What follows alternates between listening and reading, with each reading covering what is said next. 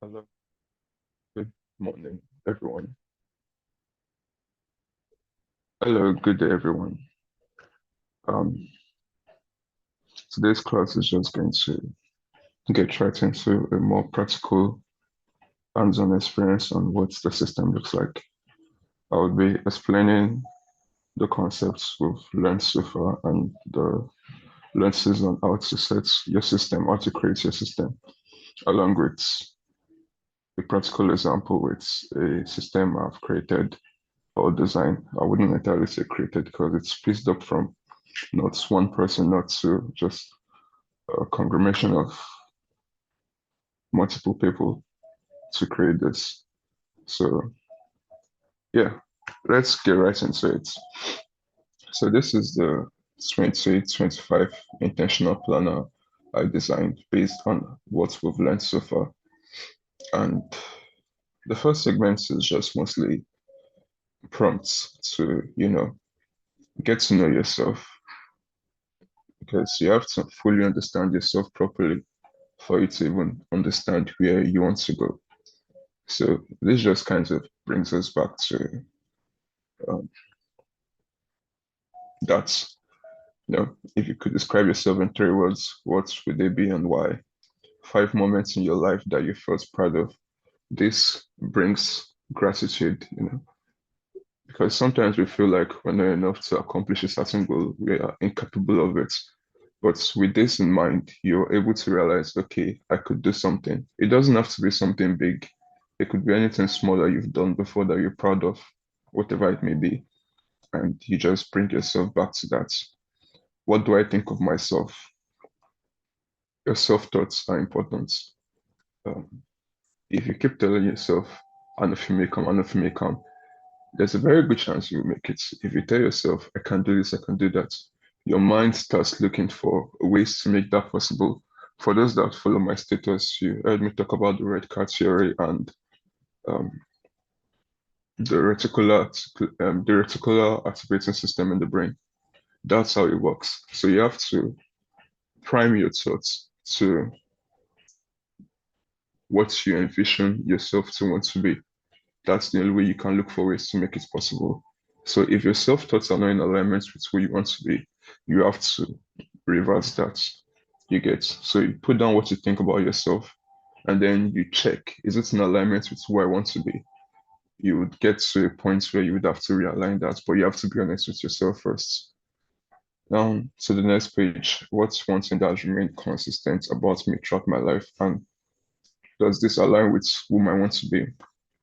You have to find something, you know.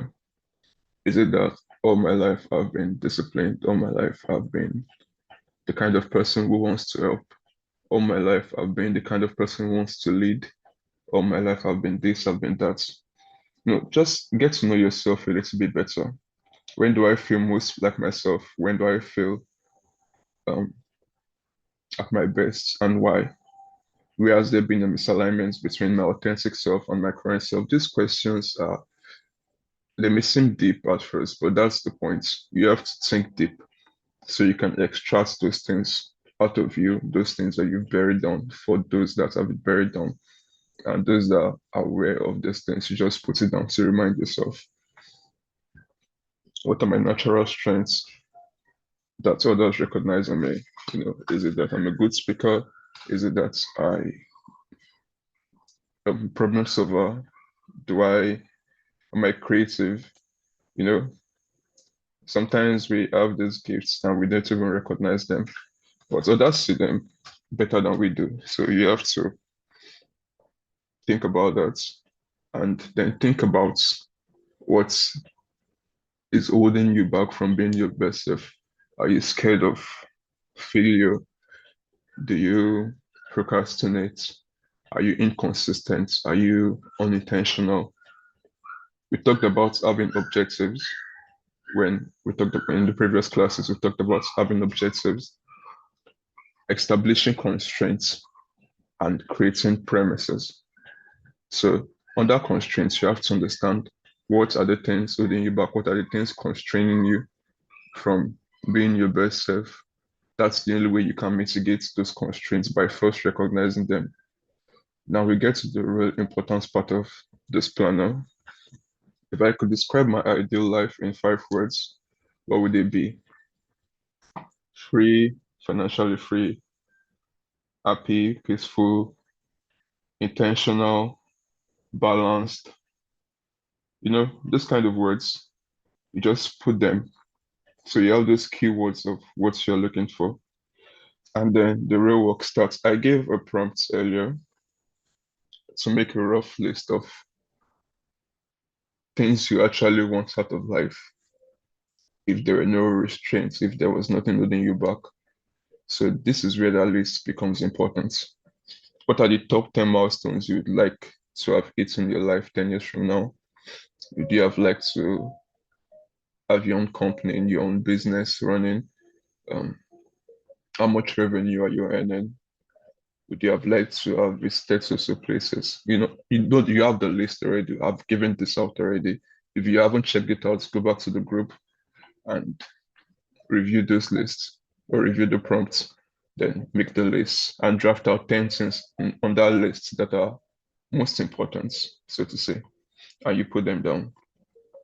Now you have to ask yourself, why are those goals important to me? And why am I looking forward to it? Or rather, why am I working towards it? And after you've done that, you have a rough picture of who you want to be 10 years from now, where you want to be 10 years from now. Now you would have to come back and imagine 10 years from now, who are you? What are you doing? What does a typical day in your life look like? Yes. Um, you're waking up at 5 a.m., you do your morning routine, whatever that may be. Could be prayers, it could be meditation, it could be studying the Bible, studying the Quran, and you take a shower, you head to the gym, you work out, you come back home, you have breakfast, you head out to the office or to your business or to your whatever it may be, training, whatever milestones you've set for yourself. Just envision what it will be 10 years from now. And you're driving so, so, so, and so. You are married with this and this, you're earning that and that. You are at this level spiritually, physically, mentally. Um, you've done this, you've done that, you've impacted this, you've impacted so, so person. And then you just talk about how your typical day looks like. You head out to the office, you do what you need to do for the day. You attend to this business, you attend to that business, you attend to that obligation. And by 6 a.m., 6 p.m., you're back home to your family, you have dinner, you reflect on how your day went.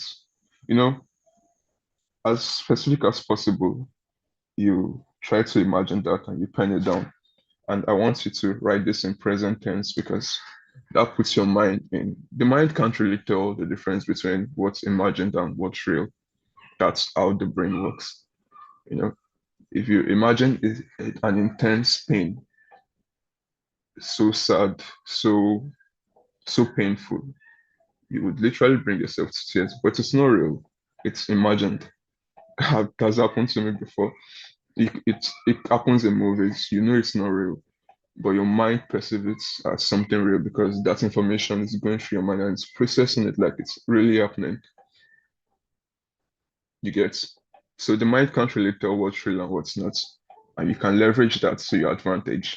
So picture as specific as possible and just draft it out. With this, um, we covered out the system breakdown basically. I don't want to go to this.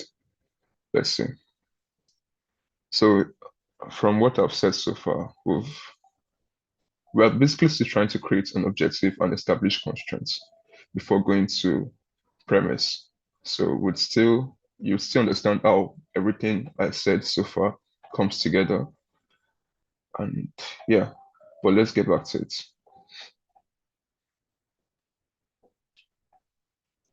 Now, you've reflected on where you've been, where you want to be.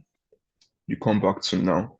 Remember what I said about the 3 R's: reflection, review, reduce. So you want to see where you're going, you want to reflect on where you've been, and you want to review where you are. So we've done most of that. Now we are reviewing. Where are we? Okay. I want to be a medical doctor with 2 PhDs, this and that. Where am I right now? I'm in year 12 medical school. Oh, wait, I'm not in year 12 medical school. I'm in year 12 microbiology. Okay, how do I become that? If it's still something you want to be, do I need to drop out from microbiology and start afresh? And what's the time frame? What's this? What's that? You want to know where you are. So that way you can draft the system to where you're going. So you do that, you think, what are the resources you need to get closer to that goal? Do you need time? Do you need skills? Do you need knowledge? Do you need to change your habits? Do you need to drop some habits? Do you need finance? How do you get the finance? Establishing constraints. Um, so yeah, or rather establishing objective. These are part of the constraints. So because we talked about scope, time, cost as part of the constraints. So this could fall under that. What are the biggest obstacles holding you from standing between you and your goals, and how do you mitigate these constraints? Now we're coming to properly identifying these constraints because you've identified the resources you need, and then you have an idea of what you don't have at the moment, whether it's time, this and that. You list the constraints out, and then you list ways to mitigate them. If you want to read 12 books this year, and you need an hour each day to read, but the schedule doesn't permit you to have an hour, well, you can mitigate it by saying, I would cut out time from I would eliminate so and so tasks, maybe pointless scrolling on social media to cut out 30 minutes from my time. Or I would read while in transit, perhaps on the road, um, driving to work, sorry, riding the bus to work. Even driving, you can listen to an audiobook. Or 30 minutes before going to bed, I just read. You cover that time. Do you need money? Do you need finance? How do you mitigate that? Do I start something new? Do I learn a new skill to get me that result so I can further um, move forward with whatever goals I plan? Do I need more clients? Do I need more audience? Do I need to extend my network? How do I do that? You have to understand the constraints first before you start thinking about how to mitigate them. So yeah, we're done with the 10 years review, reduce, and reflect. Now we come down to the reflection of the year before. We start again with gratitude. Remember the point I made earlier? What are the top 3 to 5 good things that happened to you this year? We can't say we didn't have 3 to 5 good things happen to us this year. No matter how shitty the year was, there's always something. Oh, did you fall ill and you got well the next day? It's as small as that. Did I earn a little bit more than I did last year? Did I learn more than I did last year? Am I in a better place mentally than I was last year? Am I in a better place spiritually than I was last year? Or rather the year before, because 2024 is now last year. So you just take your time to pick out those good things because it's easy for us to forget those tiny good things when we're constantly focusing on the bad. So this brings your mind back to the positive. And then what are the things that you did this year, 2024, that would still matter 10 years from now? List as many as you can. Did you start working out? Does that align with who you want to be in the future? Did you start a new business? Um, did you learn something new? Did you drop an old habit? Did you develop a new habit? You know, learning this that you're doing now is something that would matter 10 years from now. Where I learned how to create a system. Anything, you just put it down, put as many as you can. And then amongst the things you listed, and even outside of it, what are the things that, you've listed the good things that happened, whether I moved to a new apartment, I bought a laptop, I got a new phone. Just think you would find something, I promise you. Now, what are the things that were within your comfort zone and the things that weren't? You know, you're trying to stretch yourself, you're trying to grow. So you have to step out of your comfort zone more often than you're within your comfort zone. It's always easy to achieve the things within your comfort zone. So you want to know what are those things that you're within my comfort zone and what are the things that we're outside of it. So you list out the things that were in your comfort zone and you list out the things that were outside of it. The things that were in between, slightly within, slightly without, and you just put them all together. So that way you have an idea of, okay, um, if I have a lot of things within my comfort zone, that means I probably have to get out of my comfort zone a little bit more. If I have more things outside of my comfort zone, that's a good thing.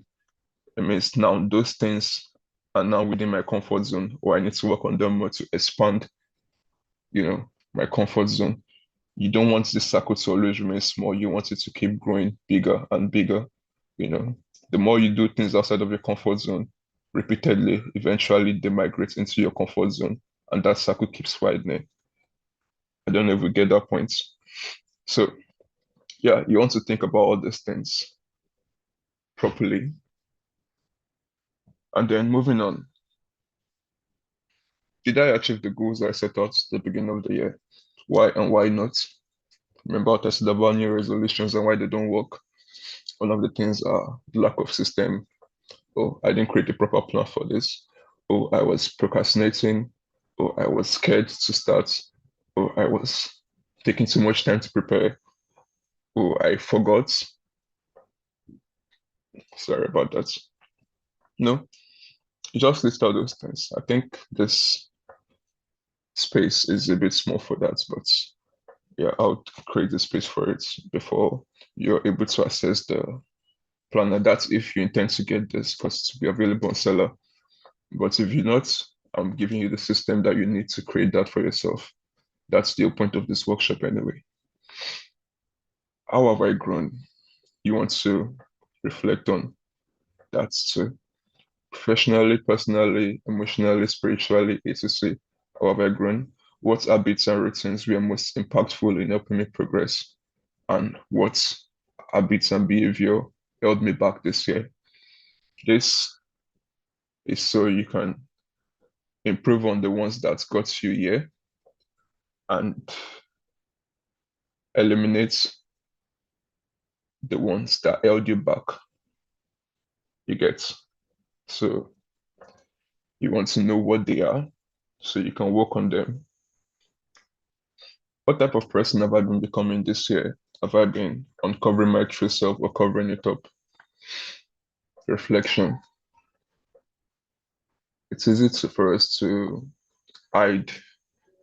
It's easy for us to not be authentic with ourselves.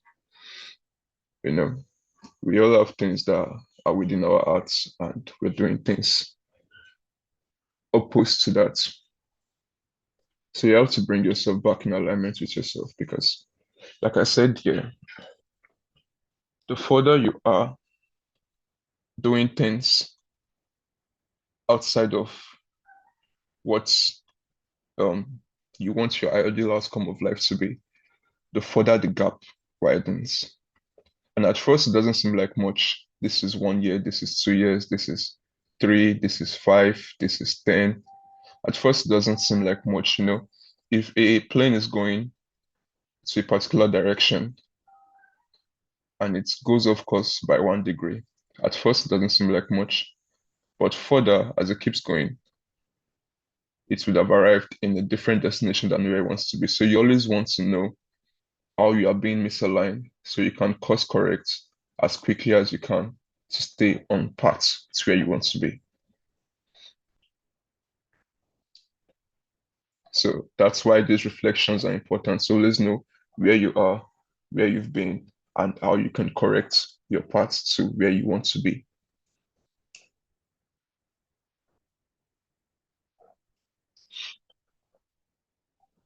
Were there any goals that let's go of this year? Was it the right decision? Like I said, you want to course correct. So if it's not the right decision, you know, you can implement that back into the year. If it was, then good for you. You focus on what is important and what is right for you at the moment. Am I closer to the life I envisioned for myself? Why and why not? You reflect on what's holding you back. I'm not closer because of this. I'm closer because I did that and that. You know, you put it down, you pen it all down. It's the point of all of this is basically the cluster your mind. I told you, life tends to move in a chaotic way. Entropy is the default order, chaos is the default order of life. So you have to be able to take out all that entanglements into order. And the best way to do that is to think on paper. The brain has to process over 70,000 thoughts in the day. You can think about these things now, and in the next minutes, your brain has switched to a different line of thoughts, and you've totally forgotten about everything you thought about, everything you intend. And over time, it slips away until further down the line, maybe 2 months, 5 months from now, you remind yourself, oh, I was supposed to do this year. I'll do it tomorrow.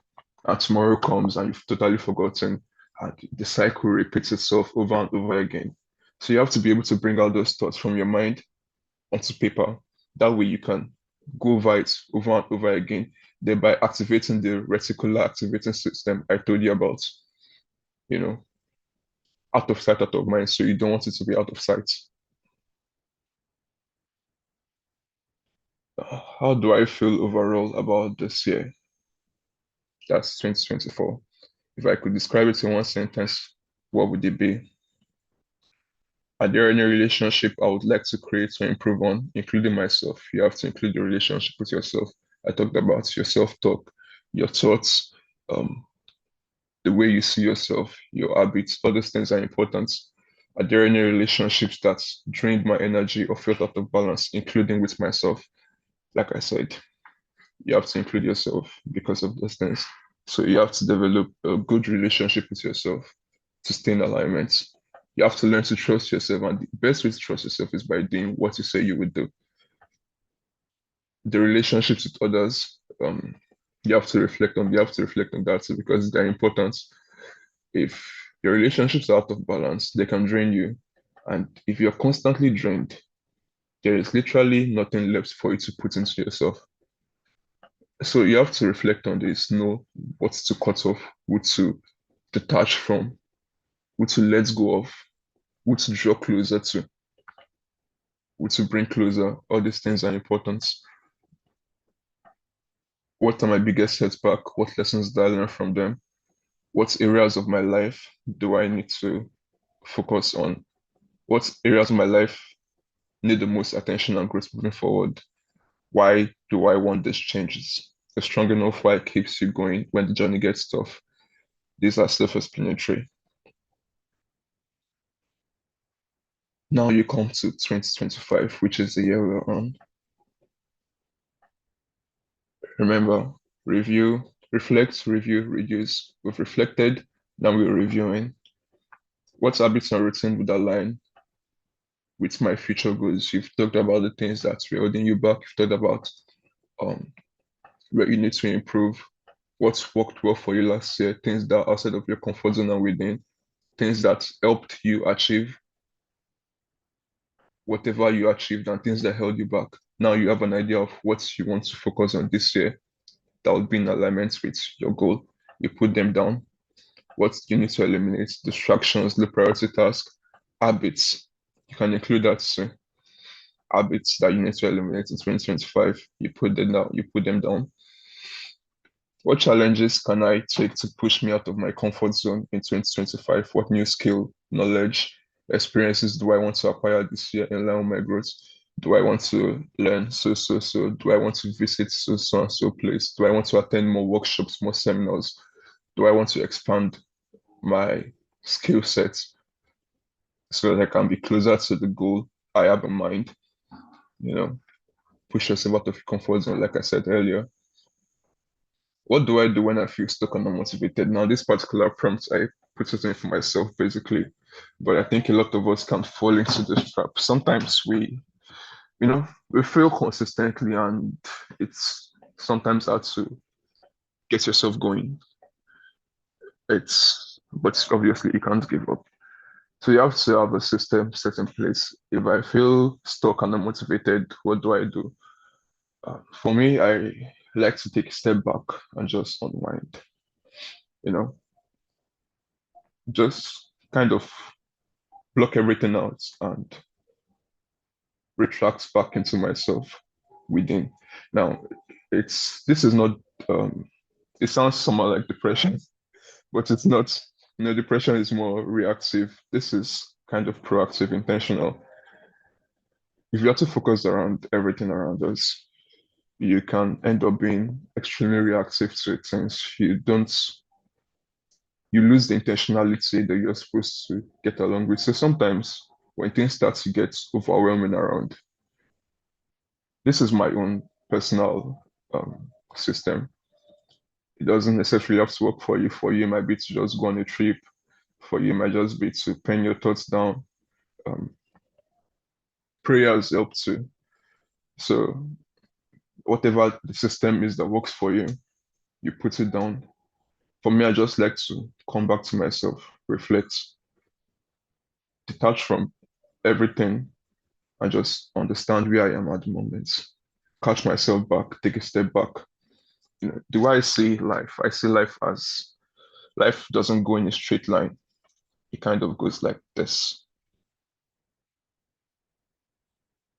So you can reach a peak, you're exhausted, you come back, you pull back, you gather momentum, you go again, you pull back, you gather momentum, you go again. And the beauty of things like this, when you start to fall, you have foundation sets to help you. It's kind of like the way I see the markets, but let's leave the analogy for some other time. But that's how I see life. It doesn't have to be a straight line or a ladder. So yeah, pen down what works for you and you keep it there to remind yourself when those times comes. When those times come. 2025 identity, um, the things you've been doing that are not working for you. You're procrastinator, you're unintentional, you're chaotic, you're shy, you're retracted, you're introverted, and being introverted does not align with the kind of person you want to be. So you have to switch that identity. You get what identity do you want to focus on this year? Oh, am I a procrastinator? Okay, I need to be more proactive. Am I shy? Okay, I need to be more bold or confident. Am I chaotic? I need to be more intentional. You know, you have this idea already based off of what you've written so far. So you know what's penned down after you've done that. And then you just reverse that. So you know the identity you're trying to build for yourself this year. Your identity is basically who you are. So if you know the identity you want to build, you can create a system to get to the identity. I talked about this in the workshop so far. That's premise. I told you the first stage to building anything requires focused effort from the brain. If you're trying to create a new identity, it takes focused efforts. If I'm trying to be someone more intentional, someone more disciplined, someone more consistent, this is a new pattern for the brain. The brain needs to focus on it. You get until it becomes autopilot, where it becomes, a subconscious action that your brain does. And once you've achieved this, you can start something else, a new habit, a new routine, a new line of thoughts to your focused efforts. Okay, I want to be more watchful of how I see. I want to learn how to be more quiet and listen before I speak. I want to learn how to manage my anger. I want to learn how to wake up early. I want to learn how to read every day. I want to learn how to be more disciplined, how to be more consistent. You work on it, and once you've achieved the state where it's on autopilot, your brain doesn't see it as much of an effort anymore. You've achieved that. Something else takes over this focused effort part. And when this moves forward, when this repeats a lot of times, enough times, it becomes who you are. It applies to what you do, it applies to your line of thoughts and everything that concerns you. And so you just keep stacking, stacking, stacking your wins until all of them matches your identity. Let's get back to it. Imagine that's first of 2025. What accomplishments am I most proud of? This puts you in a way. This gets you to know what the top priorities of your year ought to look like. If one thing I'll be proud of is at the end of 2025 is that I have successfully read 12 books and I successfully started my business and I've grown it to over 500 clients and I've done this and that. Now you have a mental picture of the things you want to prioritize this year, the things that will give you the most fulfillment for the year, and then you pen it down. What personal challenges would you like to overcome this year? Professional challenges. When it comes to personal, it could fall under your physical health, your physical growth. It could fall under spiritual growth. It could be a mindset shift. And professional, we can talk about your career, your business, even academics, you know. So you put them down, you know what to work towards as well. Basically, all you're doing right now is just creating your priorities, setting your objective, and establishing your constraints. You get along with your premise, you understand, so that you can create this ideal outcome that you want rather than going towards the alternative outcome. So now I guess we're now seeing the whole point of everything we've been talking about so far. I want to get back to this. This is probably going to take longer than I thought. Now, what is the single biggest goal I'm pursuing right now? You've listed a lot of things. You've talked about what you'd be most proud of. You've talked about the challenges you would like to overcome this year. You've talked about where you want to be. Now you have to figure out what you want to focus on this year. And everything you've written so far would help you, will give you that clarity to know what you want to prioritize on this year. Do you want to prioritize on the skill? Do you want to prioritize on your business? Do you want to prioritize on doing this and that? I, for it now, when I say prioritize, doesn't mean that the rest of your goals fall short or the rest of the things you want to accomplish goes away. We would address that further down the video. But you want to have a very little set of priorities. You don't want to overwhelm your brain. Remember, I talked about focused efforts until it switches off autopilot. And when it comes to the priorities, I said something about creative projects, ideal routines, and ideal habits. Where is that? Okay, yeah. Now, when you talk about the things you want to prioritize this year, there should mostly be around the creative routine. And when I say creative project, sorry, and when I say creative project, I told you it could be anything. It could be an academic milestone you want to hit. It could be a skill you want to learn. It could be a project you want to start. It could be a business you want to start. But it has to be something that has a start and a finish date, because that's what projects are. They have a start and a finish date. Your routines are more of a longer term objective, things that you want to be consistent in your life. You want to be someone who reads. They are more of identity-based goals. You want to be someone who is grown spiritually. So you have to study the Bible every day, right? Or you have to pray every day and get closer, develop that relationship. You want to be someone who reads. Okay, you have to make a routine to be someone who reads. You want to be fit, you have to make a routine to be someone who works out and identify as someone who is fit. So those goals, those kind of goals would fall under your ideal routine. But for your creative projects, the ones with a deadline, a start and a finish date, you want to put that as a priority so you can accomplish that quickly and get on with the next project. The routines are a part of who you are, so they are lifelong or they are more of a longer term thing. You would get to where you place them later on. But for now, you want to pick the creative projects you want to focus on this year.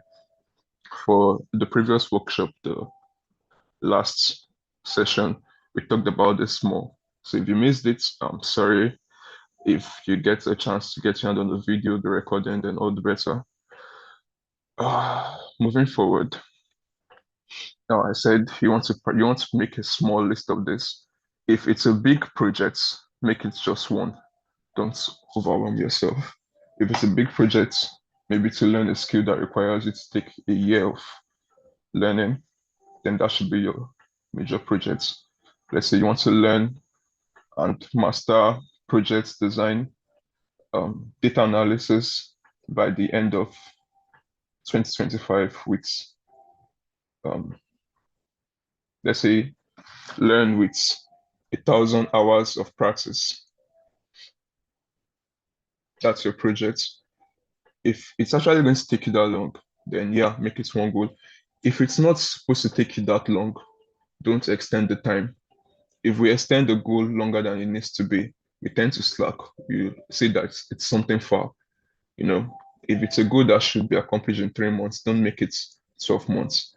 Keep it at 3 months. That's why I said 1 to 4. So the first quarter can be for you to achieve that goal. Then you move on to the next project for the second quarter, the third quarter, and the fourth quarter. But if it's a goal that is big enough to take up the whole year, then just break them down to milestones for the first quarter, the second quarter, the third quarter, the fourth quarter.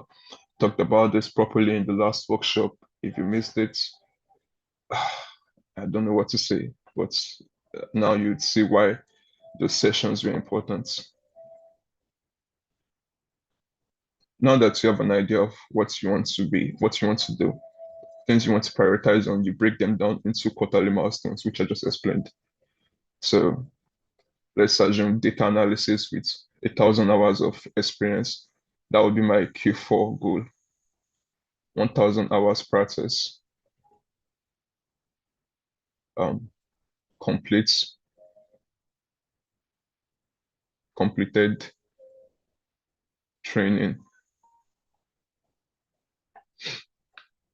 Now you have the end results you want. You break them down to what the third quarter benchmark could be. Maybe at this place, I've completed 750 hours of practice, and I'm probably in a paid internship or freelancing at this point. At the, sorry,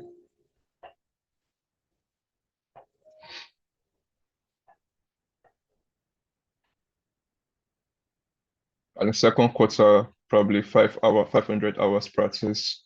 And at this point, I'm just doing, something in line with the ultimate outcome. And then the first quarter, I should have done at least 250 hours of practice. And I've finished the introductory part of the course, skill intro. Maybe at this point, I've finished the full course. You know, you just break it down for yourself. But if it's a goal that can just take, 3 months, you want to finish it within that month. So if to learn the skill fully and to acquire a certain level of proficiency would take me just Q1, I'll just put that here.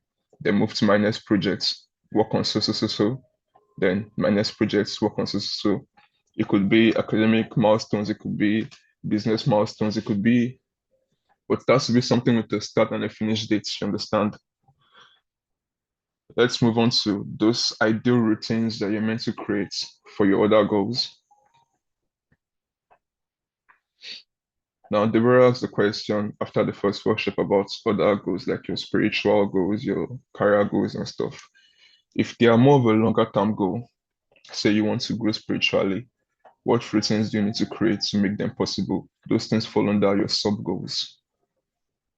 You get those things fall under your sub goals. So read the Bible daily, pray every day, maybe cover 1,000 kilometers of um, jogging. Okay, I want to visit so place by the end of the year, Dubai, or I want to go out on at least 4 solo dates or host 4 workshops. You know, on that year, things that have to do with your spiritual, your mind, your body, your academic goals. Sometimes because they are more of a longer term. Your academic goals can also fall under your creative projects, depending on how you want to prioritize it. But they can also fall under your sub goals, like studying every day. for the next 4 years of your academic career. And yeah, they're more of a longer term goal. So you have to make them into a routine that sticks.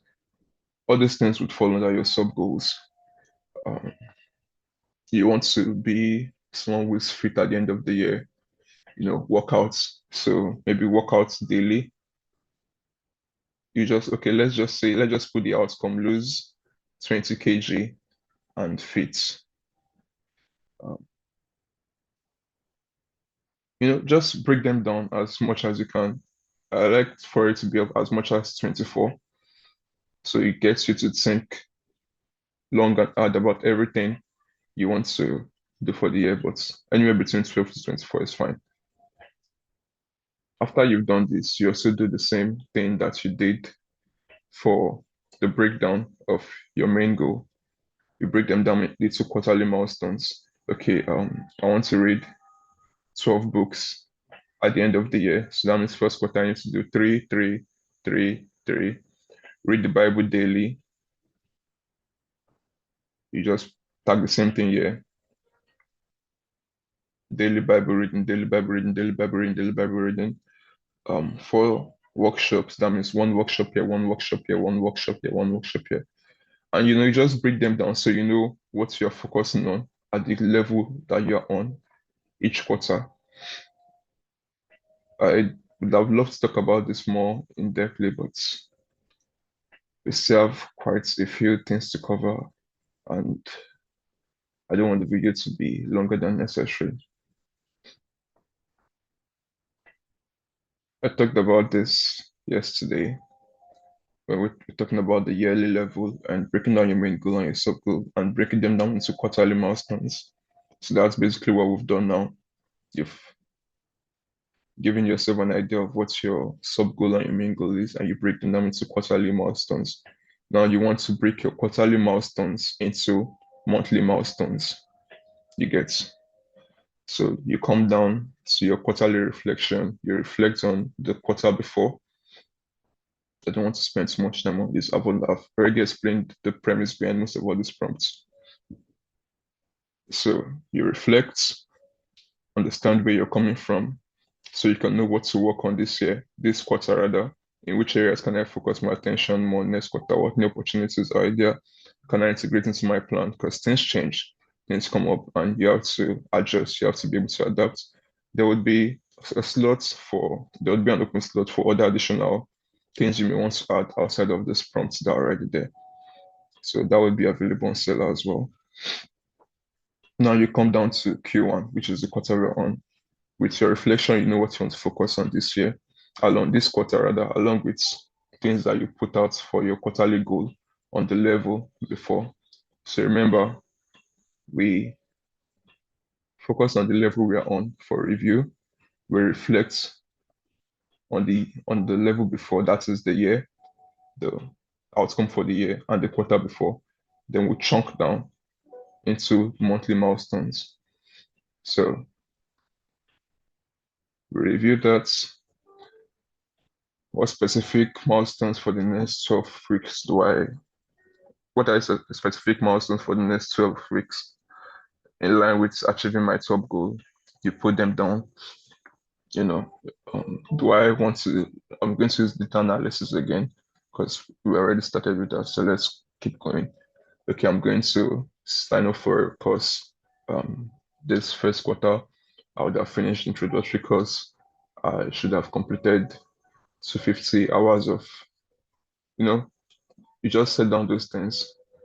For the top goal first, because the other goals are more of a routine, so you don't necessarily need to hit specific milestones. It's more of a consistent routine that keeps going, at a balanced level. They are repeated. This one has milestones that you have to hit so you can quickly get to the end of the project. Um, what does my vision for this quarter look like? You envision your ideal day for this quarter. You write it down just like you did on the yearly level. Then you come down to your quarter bucket list.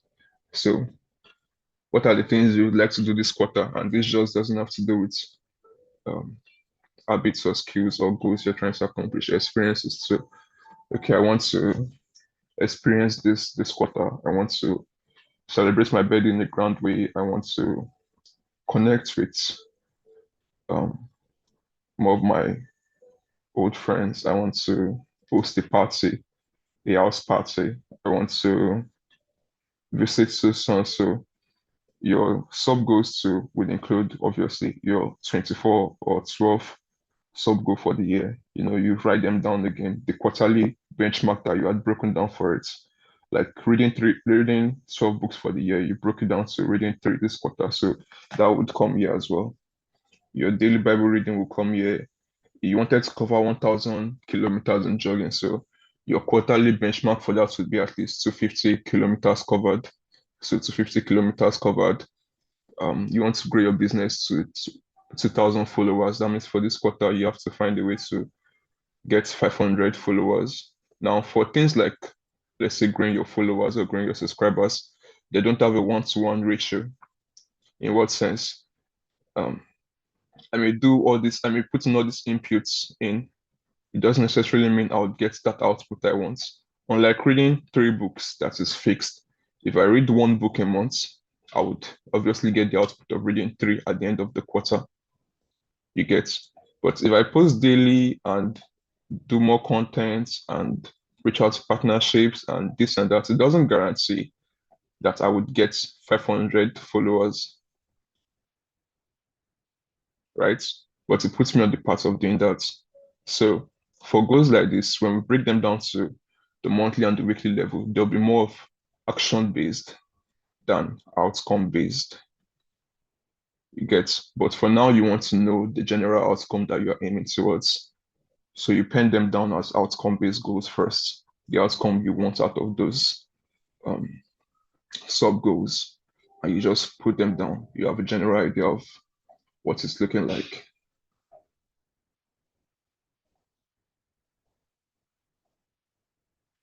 And then you come down to chunking it down for your milestones for the month.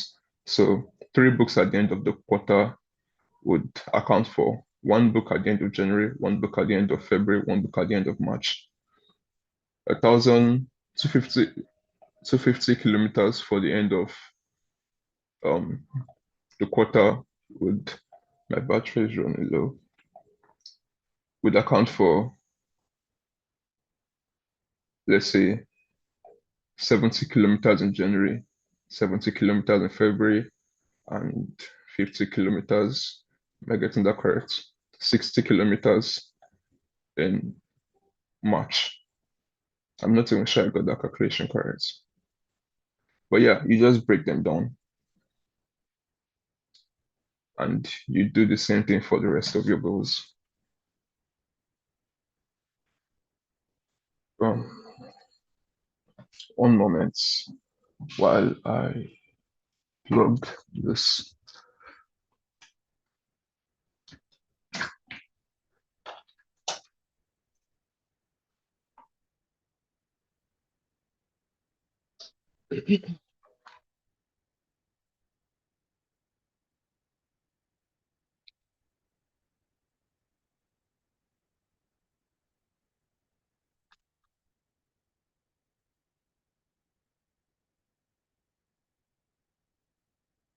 Okay.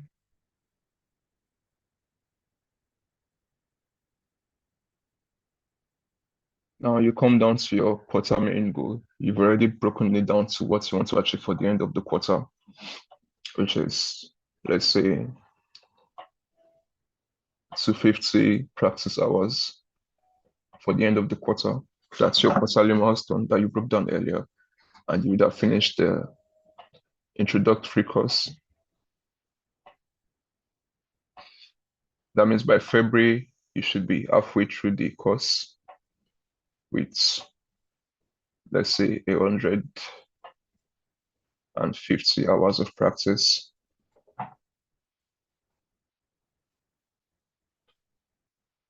And then by the end of January, you should be quarter way through the course, registered for the course, or just focus on the outcome. You should be a quarter way out through the course and 70 hours of practice. You just break down that main goal to what you want to, the outcome you want for the end of the year that gets you, end of the month rather, that gets you closer to that goal. Remember, you want to stay in alignment with the top goal. That's why we're breaking it down step by step. We explained all these things in the workshop previously, so you understand what I'm doing. Uh, Now, I included something, the Eisenhower matrix, for those of us that are familiar with it. Urgent and importance, important and not urgent, urgent but not important, not important and not urgent. Firstly, you list out the task that gets you closer to this your quarterly main goal. Do I need to spend 2 hours learning daily and 1 hour practicing? Do I need to cut out some things to create time for this? Do I need to reach out to some people? Do I need to set this in place? Do I need to do this? Do I need to do that? What gets me closer to that goal? What actions, what routines, what habits would help me, would enable me to get that goal? Do I need to put in more work hours so I can earn more to fund to finance that goal? You get, do I need to reach out to more people to partner with to grow that business? You put down this task. And now that you have an idea of the task you want to focus on, you break them down. So the ones that are important and urgent, these are the ones you must do. The important and not urgent, you just plan and schedule them for when you can do them. The urgent ones and the important ones comes first. You want to, there's a system we were taught in goal setting about putting in the bigger rocks first. You know, let's assume there's a jar. You want to fill it up with the bigger rocks first. Then you fill up the less the lesser ones next, and then the smallest ones come in later to fill in the gap. For those of you that are familiar with these illustrations, if I were to fill in the lesser ones first, let's assume with sand, the bigger rocks come here, or let's say the smaller rocks come first. The smaller rocks come next. At the end of the day, there won't be space for the bigger rocks to fill in. So you have to prioritize. The important and urgent task comes first. They are the ones you must do. You focus on that. Then you schedule the not urgent ones for later on after you've completed the urgent ones or when you have the time to, but you have to schedule it so your mind doesn't forget and it doesn't keep constantly reminding you, oh, I need to do this, I need to do that, causing you to be more distracted or out of focus. You just know you've penned it down and you've allotted the time for it. For the urgent and not important ones, the ones you have to address instantly, but they are not that important to you or to your goals, you can find a way to delegate them. Who can you give this task to? Who can you pass this task on to, complete it? If they can't be delegated, then you just have to try and fit it into your schedule some way. Then for the not urgent and not important, you want to eliminate this task. These are distractions, scrolling through social media for 3 hours a day, um, pointless interactions, those tasks that take out your time and you know that they are not important. You want to do your best to eliminate them. So you have to clearly state them out so that even when you catch yourself doing this task, you bring yourself back and focus on what's important. You get. So now that you have this picture in mind and your quarterly level is properly planned, you can come down to your monthly spread.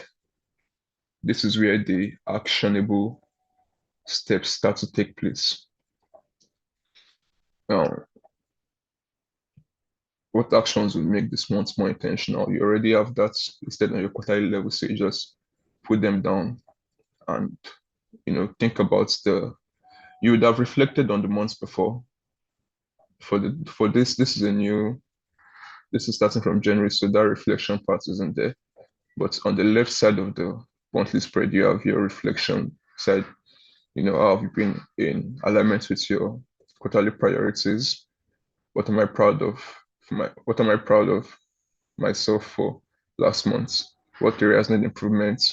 And you just reflect on that. For most of these, you should have done them in your journal as well. Then you just come down to your monthly spread and you fix those. And I need to do, I need to have completed 70 hours of practice this month, right? This, yeah, this month. So what do?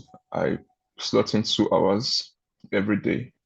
So 2 hours of practice goes into everything per day. Um, my routines, you put them in. You should have, at this point now, you should have a planner, to list out these things, but you already have them down on your breakdown earlier. So all you just have to do is,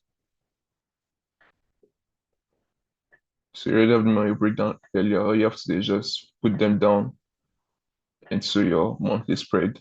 If you want to finish reading a whole book for the month,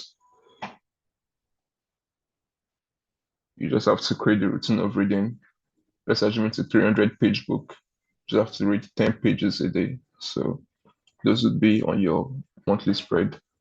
There should be a place before this. I don't know why it's not on the PDF, where you just list this down into your weekly um, milestones. And then for your main projects up here, you want to put in your weekly milestones. So at the end of first week, I want to have fully registered for the course, registered for course. By the end of the first week, by the end of the second week, I want to have completed this and that. Your goal for the end of the month was 70 practice hours. So for the first week, you should have done, say, at least 18 practice hours, 18 practice hours. And you just put those benchmark down. So you have in mind what you're aiming for the end of the week.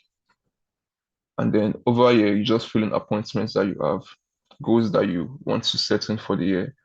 Let's assume you want to experience something, you want to visit some place. You put them down on your calendar. Do you have appointments that you have to meet up for? You put them down on the calendar so that you're not constantly stressing your brain about what you need to do. I recommend everyone gets a planner, a journal. This um, they call it diary over here in Nigeria, and you want to get that so that you have a schedule for your day to follow up based off of what you've planned on your monthly level. So do you have appointments? You put them down here. Do you have things and experiences that you've set out for the month? You put them all down. I hope I'm recording this. Okay, I am. It would have not been funny if through all of this I had not been recording. So yeah, while planning, you want to remind yourself of that main goal for the year, the quarterly goal, and the January goal. This is February. It should be on January. So you want to remind yourself of that. And this brain dump is for whatever comes to your mind to do through the months. Perhaps you don't have a place for it yet. You don't have a particular date set for it.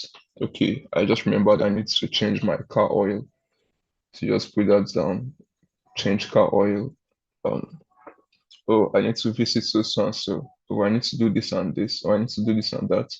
You just put them down on your brain dump so that you can come back and review them and then be able to slot them properly into your calendar at a specific date that is convenient for you.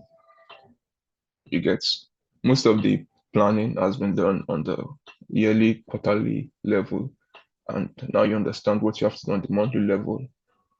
And with everything you've slotted for the monthly level, the things you want to accomplish by the end of each week, you can easily now come down to your weekly level.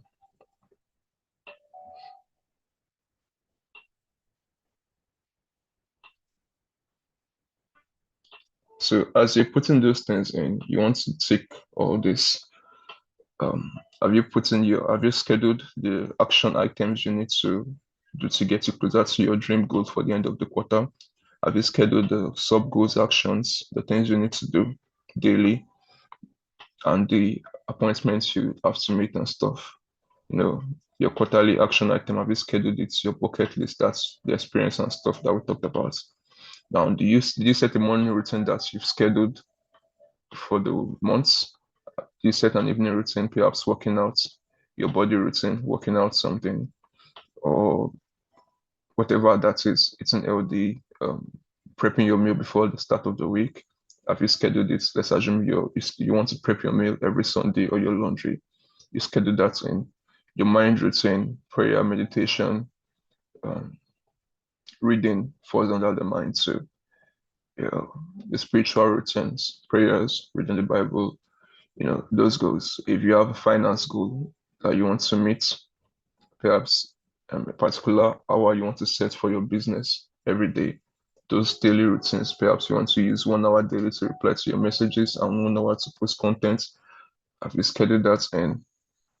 If you're a professional and you have an occupation, it still falls under finance. So you schedule out your time for that. So you have to make out time for these things. Education, if you have one, you schedule out the time. Relationships, the people you want to connect with at the end of every week, family, friends, you schedule that in. Recreation, that falls on that things that I mentioned, like experiences you want to have, like go on a solo date or go on an actual date or visit somewhere or do something, unwind. Let's assume Saturday practice, uh, a sporting event, anything. Of course, it's not compulsory, but if you have any of these things, you have to remember to schedule them in so they're not constantly bugging your mind or you thinking about what you have to do. So as you schedule them in, you take them off your calendar and then you come down to your weekly spread. This is where you break down those things that you've put in for the week of every week of the month earlier into what you can do daily. You know, you chunk them down to your daily um actions. Have you read your monthly spreads to know what you have to do this week? Yeah. What is your monthly priority goal? You put that down so you're reminded. What is your priority goal for the week? That's practicing the course, learning the course. Oh, sorry, for the first week, we said registering the course. So you put that down and starting. What would make this week more intentional? Okay, I need to be more proactive. I need to be intentional. I need to be, um, I need to manage my time better. What do I need to process? Let's assume things happened the previous week that you haven't fully processed. It could be actions that you've left undone. It could be thoughts left unchecked. You know, how you're feeling. You reflect on that. Then who do I need to connect with? Relationships you need to build and maintain. Friends, family that you've scheduled to meet up for the week. Let's assume you want to meet up with a friend, you want to visit your family, you want to host a get together. You put down the you put that under who do you need to connect with. So you schedule your weekly action item, you schedule the things from your monthly spread, and then you will schedule things from the previous week that you were not able to accomplish. And you just put them down on each day.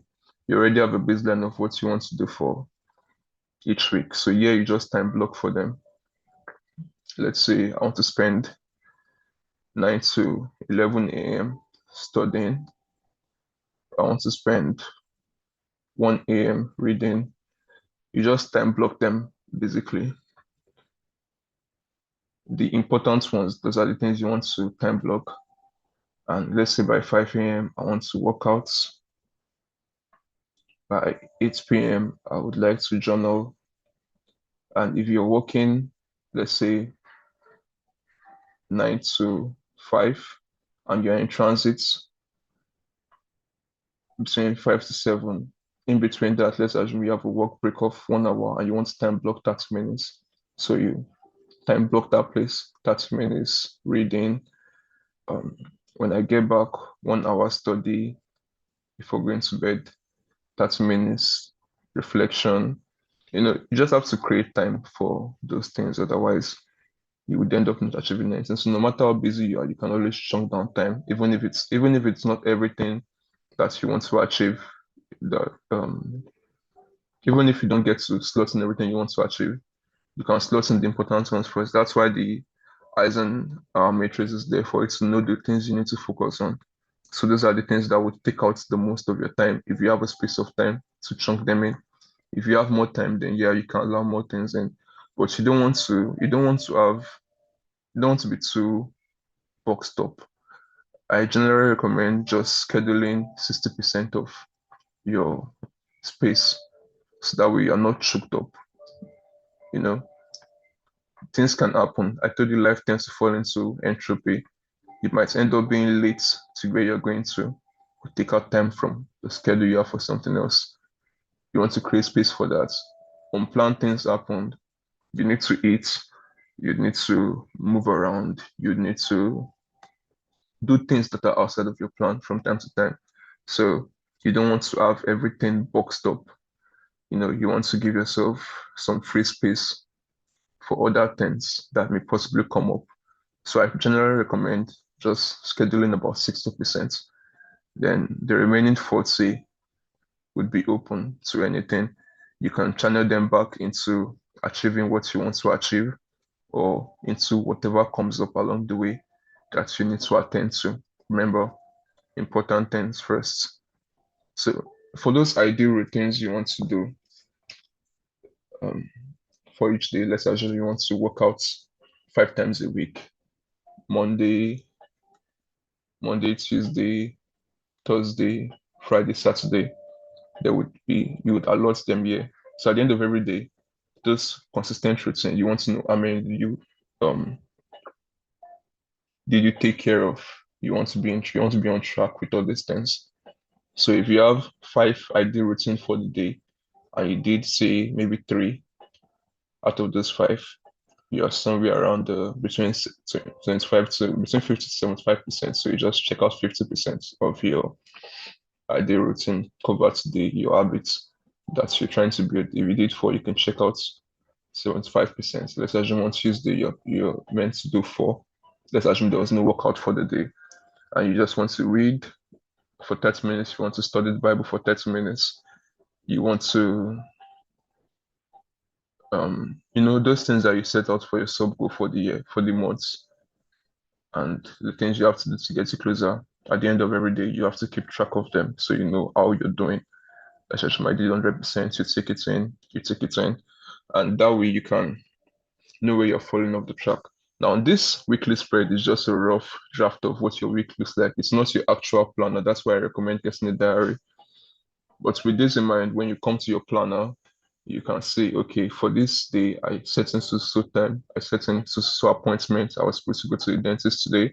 I was supposed to see the mechanic at so time. I was supposed to visit this and that. I was supposed to do this and that. And you just put them down in your actual diary. So your mind is not, when all this is on paper, your mind is not constantly bugging you or reminding you that you need to attend to them. You just have it fixed.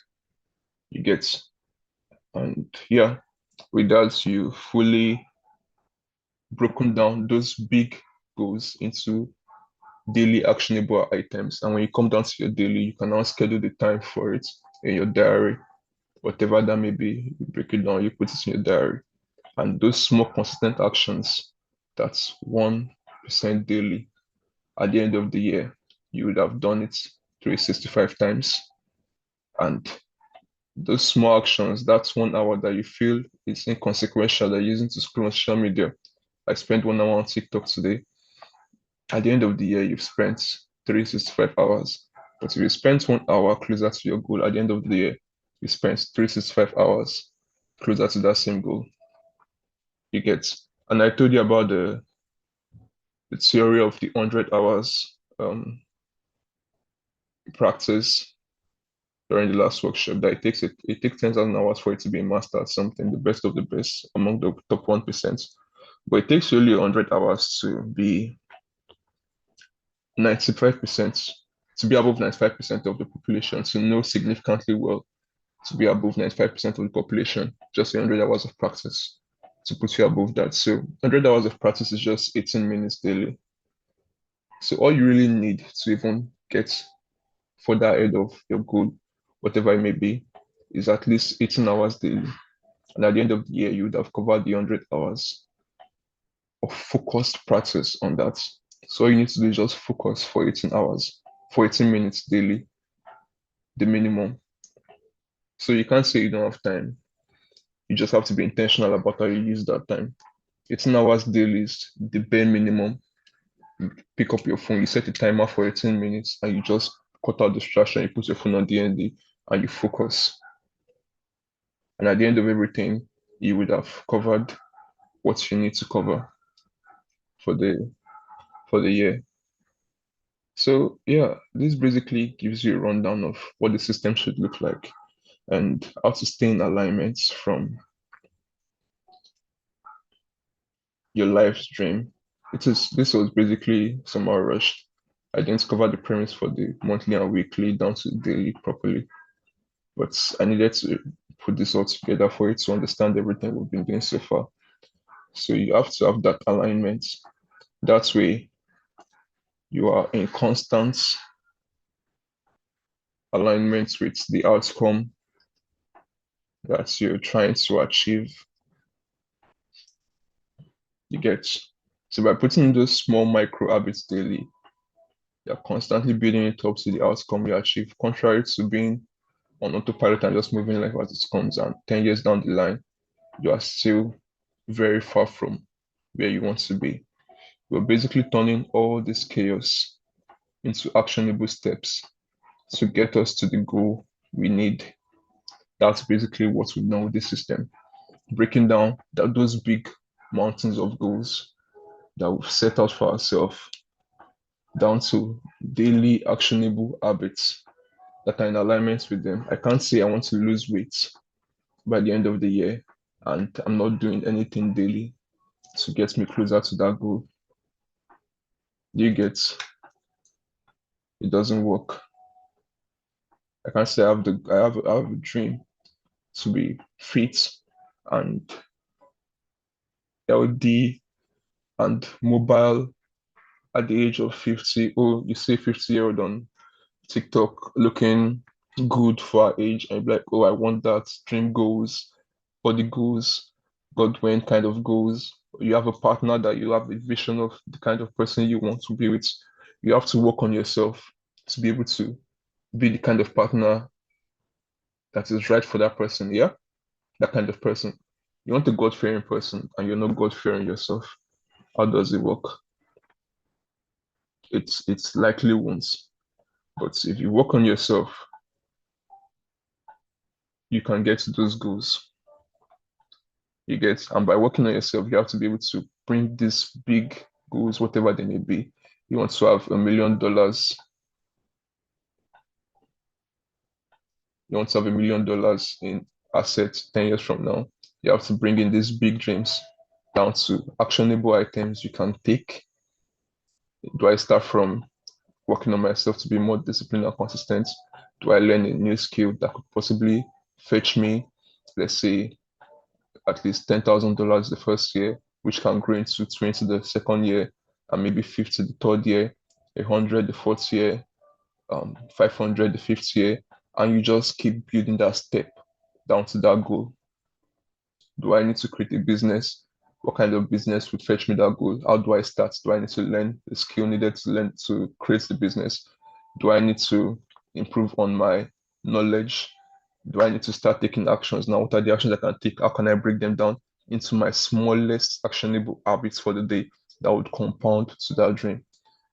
So you do not want to have a disconnect from what you want to between what you want and what you do. That's basically what the system offers, a streamlined path for you to make sure that your actions, your daily actions, are in alignment with the version of yourself you want to build. You get. So that's why it's structured this way. You you start from the idea of your life goal down to what you can do this year, down to what you can do this quarter, down to what you can do this month, down to what you can do this week, and down to what you can do today, and then the hourly you get. And I told you, reality is measured in time and space. Whatever you've not allotted time to, no matter how you conceive it in your mind, if you don't allot time to it and you don't do it in this physical space, that's time plus action, it would not become a reality. You get, it would not become a reality. So you have to make sure that they are in constant alignment. This basically covers up everything. I think I'm running out of time for this recording because I was trying to use the softwares I had. The audio wasn't functioning. I tried doing that all night.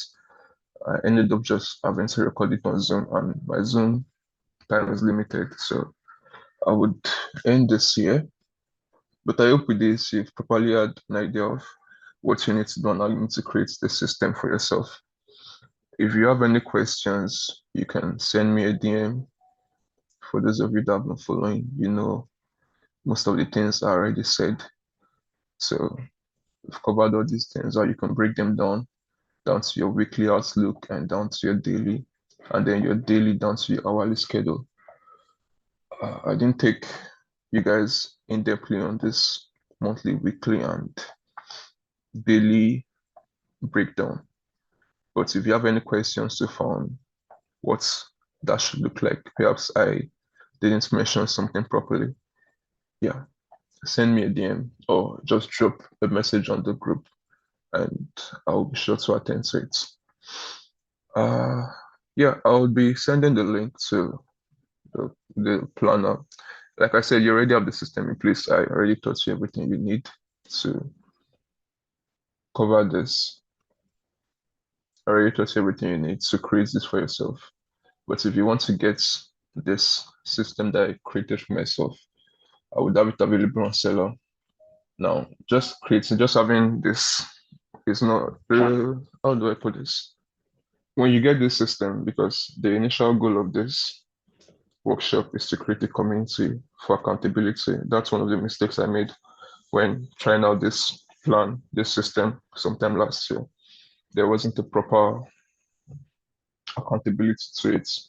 So this group offers us that accountability. So when you get the planner, you get access to the main group for everyone that's intentional about this. I can just put it out there so that people that are not particular about this are not in that group. I want people that are intentional. So if you cannot um,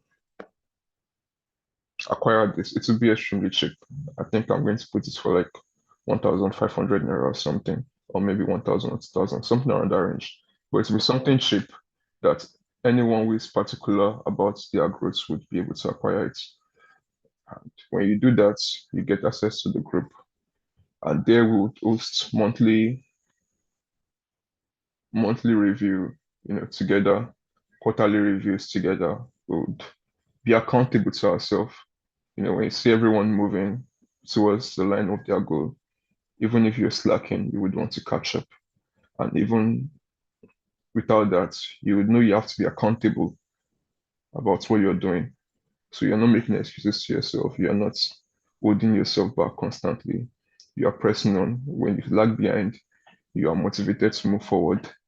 And every month we come together, we would review our individual goals. Obviously, we would not have to put it out there for everyone to listen in the open. But while on the group call, we would go through all these prompts and everyone would fill up their reflection and their review on their individual end. And we'd talk about things that maybe things I've learned or things other people have learned and things that can further help us grow this year.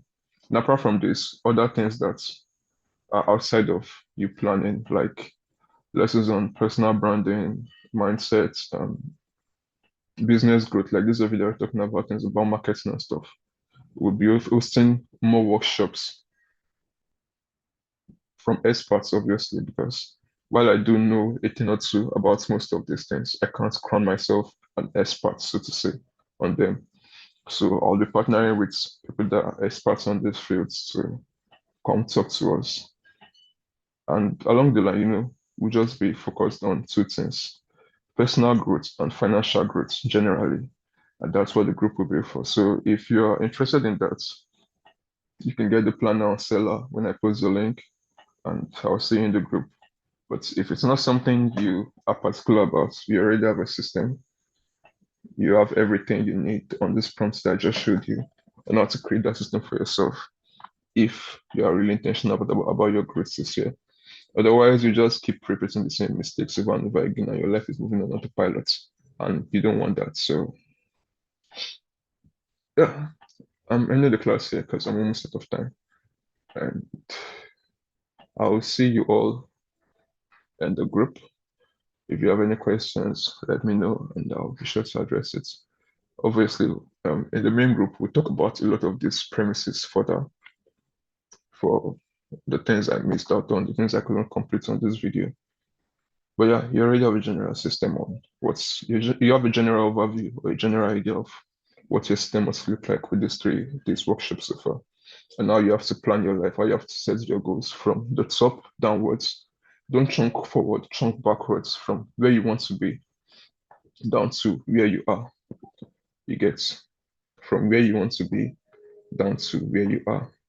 Because it's much more easier for you to come from here and trace your steps back to where you are, from where you want to be down to where you are, than trying to create an outcome that you don't particularly know the steps to take. When you're chunking forward, you can easily go off track. You get, if I'm here and I'm trying to get to here, I can easily backtrack my step.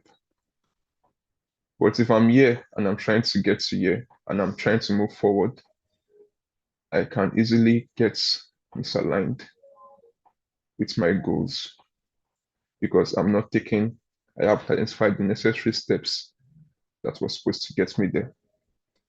So it's best to always chunk backwards, not forward. Anyways, we've come to the end of this, and I'm glad that a lot of us participated so far, and we've learned something different from the traditional way we know goal setting to be. And I hope this helps at least one or two persons, create a better system for themselves moving forward from this year onward to the rest of their lives. I'll see you all in class, sorry, in the group.